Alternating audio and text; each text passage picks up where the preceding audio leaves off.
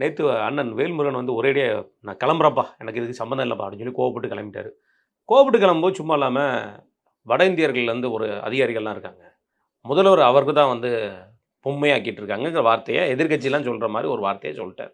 அது மட்டுமா சொன்னா? அது மட்டும் சொல்லாமல் ஒவ்வொரு அமைச்சர்களும் பண்ணியிருக்க தப்பு அதே மாதிரி அறிக்கை என்கிட்ட இருக்குது. நான் ஒவ்வொரு அறிக்கையை நான் வெளியிட போகிறேன். நான் என்னென்னு பண்ணுறேன்னு பாருங்கிற சொல்லியிருக்காரு. வேல்முருகன் அவர்களுடைய இந்த கோபம் போங்கப்பா நான் உங்க கூட சேர மாட்டேன்னு சொல்லி காவிட்டு போனது எப்படி பார்க்குறீங்க? இது கோபம்லாம் கிடையாது. அவருக்கு மீண்டும் வாய்ப்பு இருக்குது. அதுக்கு தான் இந்த பிட்டு. ஓ, அதனால் மறுபடியும் கூப்பிட்டு பேசணுன்னா சனாதன சக்திகள் வீழ்த்தப்பட வேண்டும், பாஜக உள்ளே வந்துடும். அதனால் நம்ம வந்து அண்ணன் 40 ஸ்டாலின் நிமிஷம் பேசினார் இருக்கட்டும். அண்ணா அதுக்கு தான் பேசுறது. ஓ, அண்ணன் ஸ்டாலின் கேட்டுக்கொண்டதற்கிணங்க இது பண்ணான்னு சொல்லிட்டு அதனால தான் அவர் கதவு இன்னும் கொஞ்சம் திறந்து தான் இருக்குது. லைட்டாக திறந்து வச்சுக்கிறாப்புல. ஒரு சீட்டுக்காக 2 சீட்லாம் கிடையாது. ஒரு சீட்டு தான். அந்த ஒரு சீட்டுக்கு இந்த பிரச்சனை. ஒரு சீட்டு ஓகே. அவருக்கு ஒரு சீட்டு ஓகேவா? ஒரு சீட்டு ஓகேங்க போங்க. நான் ரொம்பலாம் சொல்ல முடியாது. அவரு இதெல்லாம் மிரட்டி வச்சுக்கிறாப்புல. பார்த்துக்கோ நான் வாய் திறந்தேன்னா அந்த மாதிரி பார்த்து ஏதாவது பண்ணி விட்டுருவாங்க. அப்போ அவர் இதாகும்.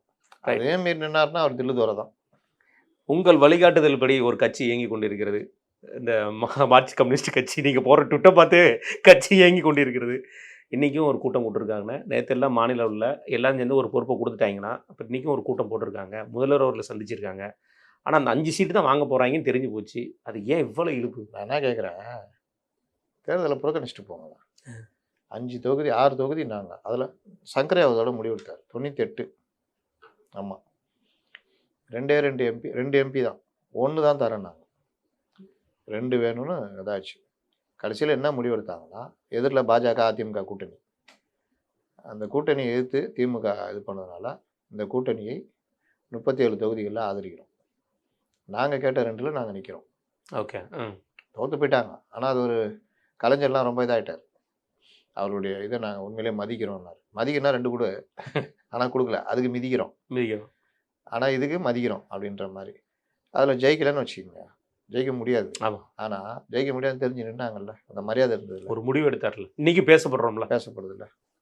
நீங்கள் 6 தொகுதி நான் கேட்ட தொகுதி நாங்கள் நிற்கிறோன்னுங்க, 12 கூட நில்லுங்க. ஆமாம், மீதி வந்து நான் பாஜக உள்ள வந்தால் வரட்டுமே தான் வந்துச்சு. அப்புறம் என்ன வந்ததுக்கப்புறம் எடுத்துக்கோங்க. நீங்கள் எல்லாரோடைய தொகுதியை விட அவங்க தொகுதியை கூட்டிகிட்டு போகிறாங்க. 35 தொகுதி.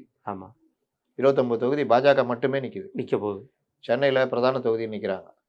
டி நகரம் விருகம்பாக்கமும். 2 மாவட்டத்தில் தொகுதி. விருகம்பாக்கத்தில் தமிழிசை, டி நகரில் வினோஜி. ஓ, ஏன் இங்கே துறைமுகத்தில் நீங்கள் மாறிட்டாருண்ணே? அங்கே நிற்கல. ஓகே.